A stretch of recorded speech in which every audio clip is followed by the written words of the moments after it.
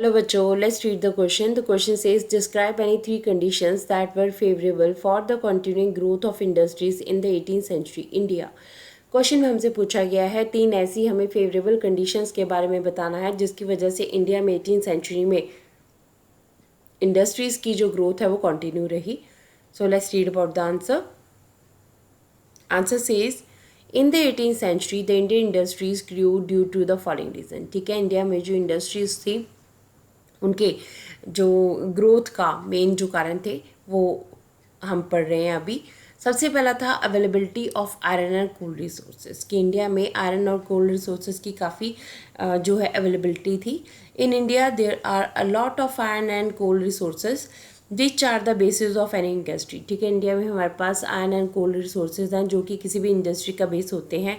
In 18th century the industrialist use this opportunity and set up their factories where they could get raw material easily. ठीक है, अब 18th century में भी industrialist ने क्या किया, जहाँ पर आयरन और कोल की अवेलेबिलिटी जो है उन्हें काफ़ी नज़दीक मिल रही थी, वहीं पर उन्होंने अपनी फैक्ट्री सेटअप करना स्टार्ट किया जिससे उनका वर्क जो है, उनकी ग्रोथ जो है वो होने लगी. सेकेंड अगर हम कॉज देखते हैं तो वो है availability of water resources. Water resources की अवेलेबिलिटी इंडिया में है. India is a country where ample sources of water available. India एक ऐसी कंट्री है जहाँ पे हमारे पास पानी के बहुत सारे रिसोर्सेज हैं. We are having Himalayan and peninsular rivers for water supply. हमारे पास हिमालयन रिवर्स भी हैं, हमारे पास पेनिनसुलर रिवर्स भी हैं जो पानी की सप्लाई करती हैं. This was beneficial for the industries. देखिए, इंडस्ट्रीज़ के लिए काफ़ी ज़्यादा फ़ायदेमंद था. किस तरह से? क्योंकि इंडस्ट्रीज़ को वाटर की ज़रूरत होती है. वाटर की अवेलेबिलिटी अगर आपके पास है तो आप अपनी इंडस्ट्रीज़ को चलाने में, आपको अपनी इंडस्ट्रीज चलाने में इतनी ज़्यादा प्रॉब्लम नहीं आएगी.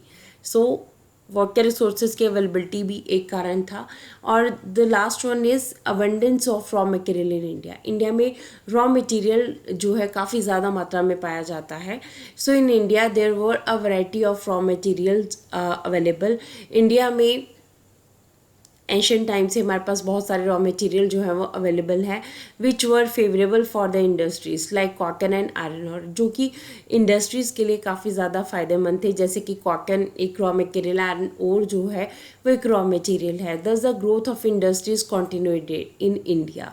क्योंकि इंडिया में रॉ मटेरियल्स की अवेलेबिलिटी थी, काफ़ी ईजिली रॉ मटेरियल जो है वो मिल रहे थे, इसलिए इंडस्ट्रियलिस्ट को कोई भी परेशानी नहीं आ रही थी अपनी इंडस्ट्रीज़ को सेटअप करने के लिए या उनको चलाने के लिए.